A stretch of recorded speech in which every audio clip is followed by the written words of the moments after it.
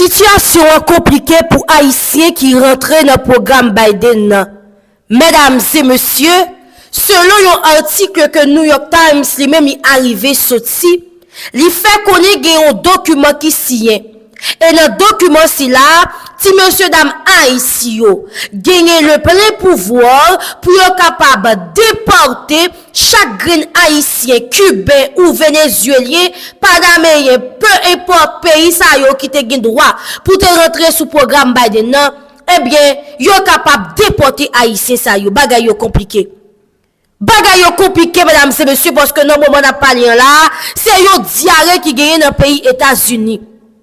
Puisque Donald Trump, bien avant que tu es président, te fait une façon pour être capable de frapper en justice programme humanitaire parole que Joe Biden lui-même il était institué pour capable permettre des migrants rentrer dans le pays États-Unis par la voie légale.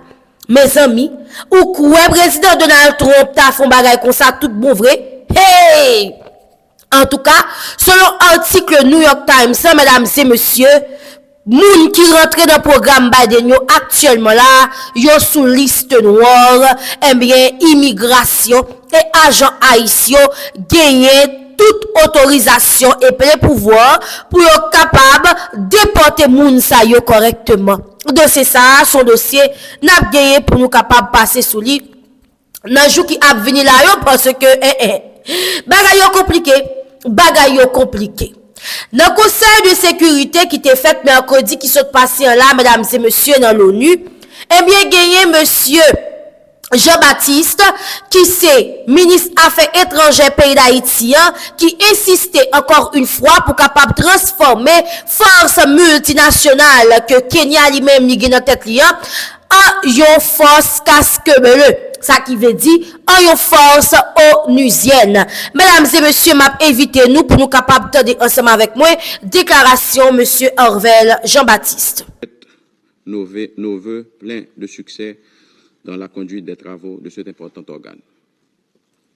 Je félicite les membres du Conseil de sécurité pour leur engagement indéfectible en faveur de la paix, de la sécurité et de la stabilité à travers le monde, et tout particulièrement pour l'attention soutenue qu'il accorde à la question haïtienne. Je remercie le secrétaire général pour son rapport détaillé qui met en lumière la situation complexe en Haïti et souligne le rôle important que joue le Bureau intégré des Nations Unies en Haïti, BINU, dans l'appui à notre transition politique, à la lutte contre l'insécurité et au renforcement des institutions nationales. À cet égard, je tiens particulièrement à féliciter la chef du BINU, Madame Maria Isabelle Salvador, mon amie, ainsi que les membres de la mission pour le travail réalisé dans ce but, malgré les conditions dans lesquelles ils évoluent et qui ne sont pas toujours faciles. Je salue particulièrement la présence à cette séance de mes homologues de la République dominicaine et de la Colombie. Je veux parler des chanceliers Roberto Alvarez et Luis Murillo. Cela montre l'importance accordée par nos amis les plus proches, dont les pays de la CARICOM et de l'Amérique latine, à l'urgence d'une amélioration de la situation sécuritaire dans mon pays et surtout combien ils sont tout aussi concernés par nous, par les conséquences dans la région des actions des gangs armés qui terrorisent la population. Je salue aussi l'ambassadeur du Kenya ainsi que les représentants de la communauté internationale qui sont venus apporter leur solidarité à notre pays et qui prendront la parole aussi à cette réunion. Monsieur le Président, c'est avec une attention particulière que nous avons écouté le rapport présenté par la représentante spéciale du secrétaire général. Les observations et recommandations qu'il contient reflètent une compréhension fine des défis auxquels nous sommes confrontés, tout en reconnaissant les progrès accomplis. Nous apprécions ces analyses et nous nous engageons à en tirer les leçons essentielles pour consolider nos efforts nationaux. Je prends également note des préoccupations exprimées par les pays membres du Conseil et je réaffirme la volonté du gouvernement haïtien de poursuivre un dialogue constructif et ouvert avec tous nos partenaires pour répondre aux aspirations légitimes du peuple haïtien. Monsieur le Président, malgré un environnement marqué par la violence, l'instabilité politique et une crise économique aiguë, Haïti a enregistré des avancées notables qui méritent d'être saluées. La mise en place complète du Conseil électoral provisoire, incluant une représentation équilibrée des femmes et des acteurs de la société civile, marque une étape cruciale vers la réalisation des élections en Haïti. La tenue bientôt de consultations nationales autour de la réforme constitutionnelle reflète également notre engagement à répondre aux aspirations du peuple haïtien pour des institutions plus inclusives et efficaces. Sur le plan sécuritaire, la police nationale d'Haïti, avec des ressources limitées, mais un courage inébranlable, est en train de reprendre graduellement le contrôle de certaines localités clés, brisant l'emprise des gangs criminels sur des zones stratégiques. J'en profite pour saluer le courage et la détermination de nos vaillants policiers, parce que sans eux, il y a longtemps que toute la capitale serait devenue une zone rouge.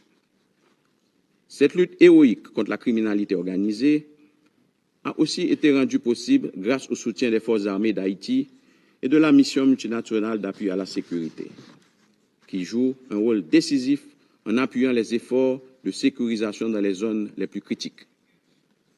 Enfin, des initiatives en faveur du dialogue national et de la cohésion sociale soutenues par les partenaires internationaux contribuent à un renouveau d'espoir pour la paix et la stabilité.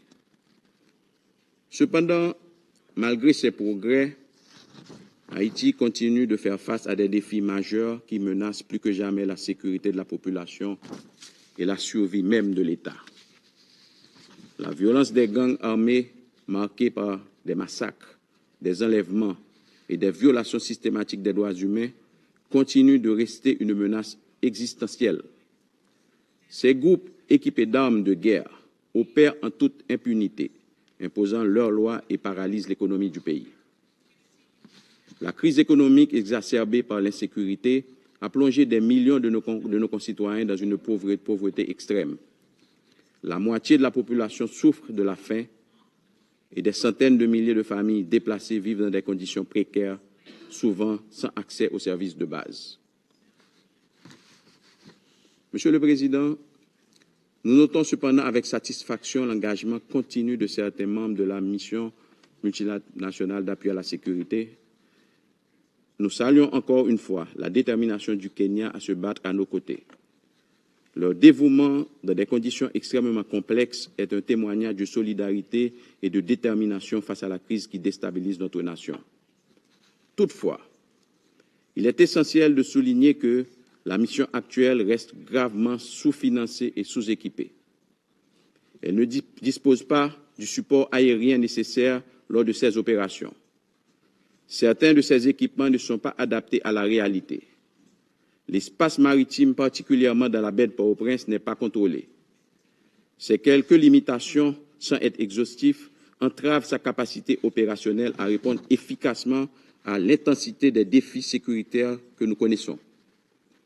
Aussi, nous saluons l'arrivée du contingent du Guatemala et du Salvador qui sont venus renforcer la MMAS et augmenter ainsi leur capacité de soutenir la police nationale dans les actions menées contre les groupes armés. Mais nous attendons impatiemment les autres contributions promises depuis trop longtemps. Face à cette réalité, nous souhaitons réaffirmer notre appel pressant à une action rapide et décisive de ce Conseil une fois que le secrétaire général soumet le rapport qui lui a été demandé sur l'appui de l'ONU que l'ONU pourrait apporter à Haïti. Dans ce contexte, le gouvernement haïtien se réjouit des contributions du département des affaires politiques au processus de consolidation de la paix en Haïti. Mon pays a demandé la transformation de la MMAS en une mission de maintien de la paix des Nations Unies dotée d'un mandat clair, de ressources adéquates et d'une expertise renforcée. Cette transition n'est pas seulement une nécessité logistique, mais une exigence stratégique pour répondre aux menaces multiples qui pèsent sur notre pays. Monsieur le Président, Haïti, cette terre de liberté, fait aujourd'hui face à des défis d'une ampleur sans précédent. Mais au cœur de cette douleur, il y a un peuple courageux résilient et digne qui ne baisse jamais les bras. Aujourd'hui, Haïti appelle la communauté internationale, non pas simplement en tant que partenaire, mais en tant qu'humanité unie, à répondre à cet appel de secours. Ce n'est pas une simple crise nationale que nous affrontons, c'est surtout une tragédie humaine dont les répercussions dépassent nos frontières. Ce que nous vivons est un test pour la solidarité mondiale, un test pour des valeurs que cette organisation incarne depuis sa création. Nous avons besoin de votre action, pas demain, mais aujourd'hui. Chaque jour d'inaction alourdit la détresse des familles qui pleurent leurs enfants, des femmes qui vivent dans la peur et des jeunes dont les rêves sont étouffés. Et voilà, mesdames et messieurs, nous sommes des ministres Affaires étrangères pays d'Haïti en réunion Conseil de sécurité de l'ONU qui était gagné. Par ailleurs, mesdames et messieurs, Guy Maria Isabel Salvador, qui se représente BINU, Bureau intégré des Nations Unies en Haïti, qui fait qu'on est que violence qui gagne actuellement en Haïti, les sans pareil, surtout ça qui a passé dans le département de l'Artibonite. Mesdames et messieurs, invitez-nous pour nous capables de des déclarations Maria Isabel Salvador Sanchez. Monsieur le Président, distinguished members. Mesdames et messieurs les membres du Conseil, Excellences, Mesdames et messieurs, je prends la parole devant vous, empli d'espoir, car il y a des signes de progrès sur le front politique, malgré de graves revers sur le plan sécuritaire. Le 11 novembre, des groupes armés ont pris pour cible l'aéroport commercial près de l'aéroport international de Port-au-Prince. Des aéronefs commerciaux plutôt à proximité de l'aéroport international de Port-au-Prince. L'aéroport a dû fermer et tous les vols ont été suspendus. Au moins 3 avions ont été touchés et un membre du personnel de bord a été blessé. Cet événement a exacerbé l'isolement de Port-au-Prince et au moins une grande compagnie aérienne a annoncé ne pas vouloir reprendre ses activités vers Haïti dans un avenir proche. C'est la deuxième fois en moins d'un an que les opérations commerciales à l'aéroport ont été suspendues. La population de la capitale est donc de plus en plus isolée par rapport au reste du pays et du monde.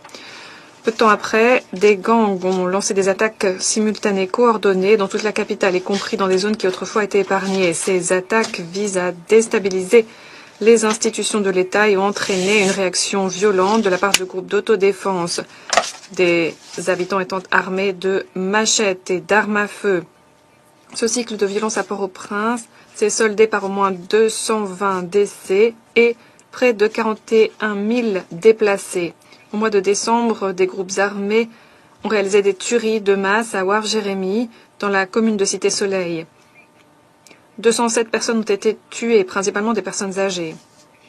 Dans le même temps, le département de l'Artibonite a enregistré une flambée des violences, avec des attaques et des représailles entre gangs et groupes d'autodéfense, se soldant par 114 morts. Le 24 décembre, l'hôpital de l'Université d'État de Port-au-Prince a fait l'objet d'une attaque avant la cérémonie de réouverture. Un policier a été tué ainsi que 2 journalistes. Monsieur le Président, signal positif, il y a quelques jours, le 18 janvier, 217 membres des forces de police kenyanes supplémentaires, y compris une équipe avancée de 5 femmes, ont été déployés en Haïti. En outre, 150 Guatémaltèques et une équipe avancée de 8 Salvadoriens et Salvadoriennes sont également arrivés. La police nationale haïtienne, appuyée par la mission d'appui multinational à la sécurité et parfois par les forces armées haïtiennes, a déployé des efforts pour réagir à cette flambée de violence. Grâce à une meilleure coordination entre la mission, MSS et les forces nationales de sécurité, les opérations anti-gangs ont pu être mieux planifiées et exécutées. La nomination récente d'un secrétaire d'État à la sécurité publique est un pas en avant dans la bonne direction qui envoie un signal, celui d'une détermination redoublée à relever les défis sécuritaires qui se présentent en Haïti. Un jalon important a été atteint le 10 janvier. 739 nouvelles recrues, y compris 213 femmes, ont terminé leur parcours à l'Académie nationale de police. L'espoir et la fierté animant ces jeunes recrues et les membres de leur famille nous rappellent et c'était ô combien nécessaire, l'importance de la résilience et de la détermination. Cependant, les défis que la police doit relever restent dantesques, avec des taux de départ importants, une formation spécialisée insuffisante et un manque de matériel. Il est fondamental de revoir à la hausse l'aide internationale. Je saisis cette occasion pour remercier les États membres de leur contribution en personnel et leur contribution via le Fonds d'affectation spéciale pour la mission MSS. Je remercie le Conseil pour son appui robuste et encore une fois, j'applaudis le Kenya pour son rôle de chef de file. J'appelle les États membres à envoyer des contributions supplémentaires pour garantir le succès de cet effort multinational. Excellences, l'aggravation de la situation sécuritaire a eu des retombées importantes pour les opérations des Nations Unies. En raison de la suspension des vols vers Port-au-Prince et des violences généralisées, l'ONU a décidé de réduire de façon temporaire son empreinte dans la capitale, tout en continuant d'apporter une assistance pour sauver des vies. Ce mécanisme a permis aux BINU, avec une équipe réduite, et aux agences de l'ONU de continuer à s'acquitter de leur mandat grâce à des efforts hybrides, rassemblant le personnel essentiel et la présence internationale essentielle à Port-au-Prince, et un travail à distance de la part du personnel qui a pu partir. L'ONU reste déterminée à revoir la hausse sa présence dès que les conditions le permettront. Elle suit sans cesse l'environnement de sécurité pour garantir la sécurité du personnel tout en apportant une assistance à ceux qui en ont besoin. A connu des évolutions positives depuis ma dernière intervention devant ce Conseil. Monsieur Alix Didier Fils-Aimé a été nommé au poste de Premier ministre le 11 novembre. La collaboration entre le gouvernement et le Conseil présidentiel de transition s'est améliorée. Cette coopération a permis de faire avancer des dossiers clés en matière de gouvernance.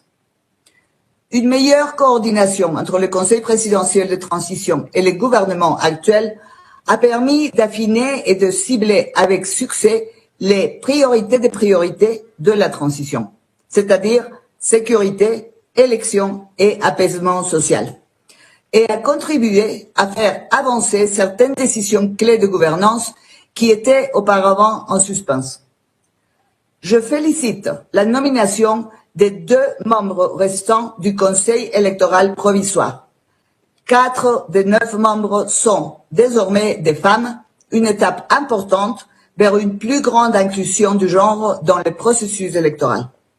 Je salue également la nomination des ministres délégués aux affaires électorales et constitutionnelles et à la solidarité et aux affaires humanitaires qui, je l'espère, renforceront la visibilité de ces 2 portefeuilles clés.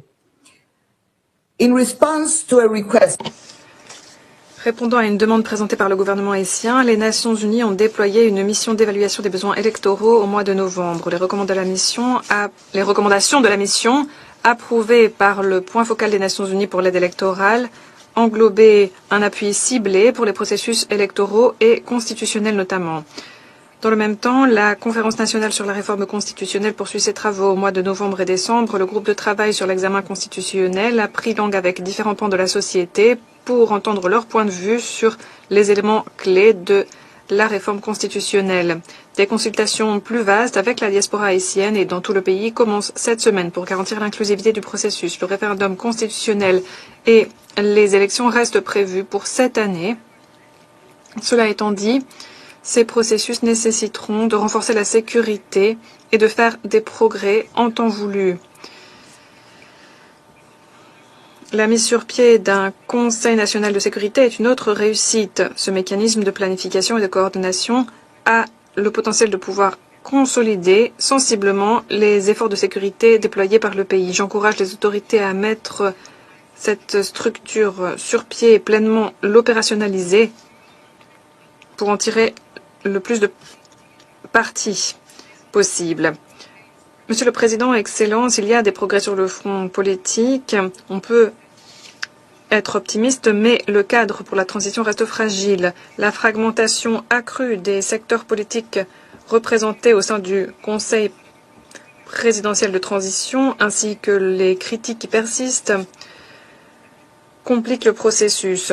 Des allégations graves de corruption visant 3 membres du Conseil ont exacerbé les tensions et remis en question la légitimité des actions entreprises. Récemment, certains acteurs politiques ont demandé l'aide de la CARICOM et de son groupe de personnalités éminentes pour faciliter un dialogue national. Une lettre envoyée à la CARICOM par les acteurs de trois groupes politiques qui font partie du Conseil de transition propose différentes options pour régler les différences. Cependant, cette lettre mentionne une coalition de gangs et cela a entraîné des critiques aiguës. Ces développements montrent que toute tentative visant à légitimer les groupes armés est condamnée par la majorité des Haïtiens et le public de façon générale. Monsieur le Président, la crise humanitaire en Haïti est maintenant alarmante. Plus de 6 millions de personnes, c'est-à-dire près de la moitié de la population, ont besoin d'une aide humanitaire. 3,9 millions sont concernés pour recevoir de l'aide. Le nombre de personnes déplacées internes a été multiplié par 3 pour atteindre plus d'1 million, dont plus de moitié d'enfants. Les sites d'accueil des personnes déplacées sont surpeuplés et les personnes qui ont trouvé refuge n'ont pas accès à des services essentiels comme l'eau potable, l'assainissement et l'éducation. L'insécurité alimentaire concerne 48% de la population. Près de 2 millions de personnes vivent dans des conditions d'urgence, c'est-à-dire la phase 4 du classement IPC en matière de sécurité alimentaire et 6 000 dans des conditions catastrophiques, la phase 5. Malgré ces défis, les partenaires humanitaires ont mené à bien 700 missions onusiennes pendant le 4e trimestre, y compris 500 qui portaient directement sur l'apport d'une aide pour sauver des vies. Le plan de riposte humanitaire pour l'année 2025 demande un total de 908 millions de dollars et j'appelle les bailleurs de fonds à se montrer généreux pour alléger les souffrances et étayer le relèvement du pays. Cette période cruciale, Haïti a plus que jamais besoin de votre soutien continu. Pour organiser un processus de révision constitutionnelle et des élections crédibles, participatives et inclusives dans ce contexte de crise, les acteurs haïtiens doivent surmonter leurs différences et collaborer. Une solution durable nécessite des progrès simultanés sur les fronts politiques et sécuritaires, soutenus par une solidarité internationale constante. Le BINU continuera à offrir ses bons offices et son soutien stratégique pour aider Haïti à relever ces défis complexes. Je vous remercie. Et voilà, mesdames et messieurs. En tout cas, dans ces pays d'Haïti, ça, le Conseil de sécurité de l'ONU, on dirait que c'est de Haïti seulement où on plus parler. Actuellement là, situation vraiment compliquée. Me dit nous ça déjà, ni pour moun qui a vivre en Haïti, ni pour moun qui a vivre aux États-Unis. Encore plus pour moun qui a vivre en Haïti, qui a connaît des moments on ne peut plus compliqués sous plan sécurité et aussi, mesdames et messieurs, des moments on ne peut plus compliqués sur ça qui est ensemble avec l'éducation. Faut que nous capable dire nous tout, mesdames et messieurs, bagay yo vraiment compliqué pour ti moun qui prend l'école yo dans moment. Surtout dans l'Antibonite, il y a un paquet d'écoles qui pas capable fonctionner. Et actuellement, là, dans la ville de Gonaïve, mesdames et messieurs, il y a 2 semaines que l'école pas qu'à fonctionner correctement à cause si monsieur, dame, qui l'école dans le lycée, encore une fois, pas qu'à jeune professeur pour le travail. Et on fait qu'on est tout autant pas jeune professeur, et mais c'est tout autant, il y a démarré dans la rien, pour être capable d'enlaguer toute l'école qui a fonctionné. Ce bagage que m'aga comprendre. Depuis l'ambiti, moi, élève lycée, pour laguer l'école privée parce que yo pas qu'à jouer professeur. Depuis l'âme petit, et m'gon pile l'âge. Elle dit, nan gros tête 2 a avancé. Et gen moun qui nan tête 3, qui affirme même que yo même tout yo kon événement ça, depuis les a grandi. Qui ça qui passe même ministre éducation? Non. Ministère éducation et formation professionnelle. Qui ça qui passait qui fait depuis plus passé 30 l'année, dossier ça lui-même il a persisté en dans pays d'Haïti, côté élève lycée, prend la guerre école privée parce que yo pas qu'à jeune professeur, comme professeur. Excusez-moi. Dans ce moment-là, école normale supérieure pas fonctionné parce que bandit a fait l'appui et le beau temps. N'est-ce pas? Comme professeur. Pour qui ça bague l'argent qui décaissé pour payer professeur qui a fait cours dans le lycée yo? Est-ce que ti moun qui dans le lycée yo même tout yo pas besoin d'éducation non, qui ça qui a passé exactement, faut vous l'expliquer. moun expliquer ça qui a passé là. M'dou depuis les petit, moi dossier ça. Et Guillaume qui te bon mon gros carotte dans tête hein. Dans l'époque ça, yo pral la l'école Kaimé, yo campé en deux rangs devant portail là pour tant ti moun yo passer. Guillaume qui te fout pour carotte dans tête. On carotte dans tête. Paisiblement m'a passé pour me sortir pour me rentrer la caille moi et mes élèves ici a te voup dans tête moi. Donc ça veut dire c'est des bagages m'pa habiller. Ministère éducation et formation professionnelle. Koto, qui soit réglé, qui ça gérer exactement, qui fait depuis plusieurs dizaines d'années. Dossier ça a persisté par des gens qui dit rien. Hier là, c'est parti bif piti qui gagne une brigade intervention yo ensemble avec élèves lycée yo. Donc nous nos pays côté spécifiquement, quand on vire, quand on tourne, c'est problème. N'importe ce fait, c'est problème. C'est-à-dire, nous, nos pays qui sont complètement problématiques en Haïti. Alors que nous, même, qui ça qui intéressé yo, c'est bien sûr, faire l'argent yo, et puis rentrer la caille yo, occuper madame yo, occuper petit ménage yo, voyager. C'est ça qui intéresse yo. Donc, je dis là, c'est qui ça exactement? C'est qui ça exactement que l'État haïtien lui-même, lui prévoit faire pour lui capable de changer situation moun qui a vive en Haïti? C'est grave. Donc, imaginez tout le monde ça yo. Et yo pral faire rebelle. Donc, dis qui yes ou connaît qui rentre dans le programme Biden nan, nous pensons qu'il pral accepter pour yo déporter yo comme ça. Gay k'ap mourir dans mes immigration.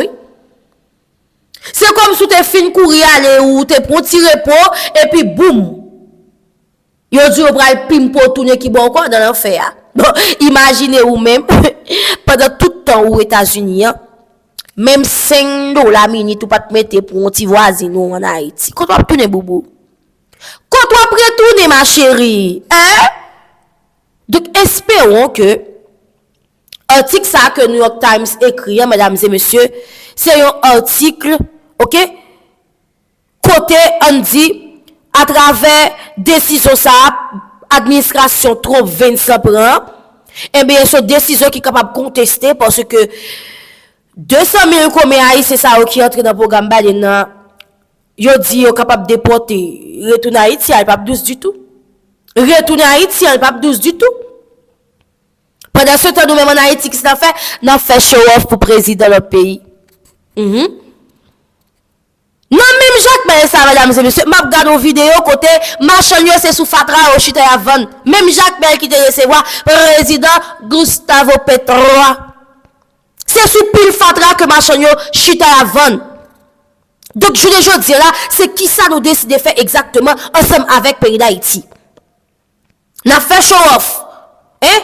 Rouler le tapis rouge pour un président de nos pays côté, c'est même la Cali que nèg sorti yo te vinn assassiner président. OK, il n'a rien à voir avec ça, il n'était pas encore président, il a demandé pardon au nom des Colombiens. On s'en fout.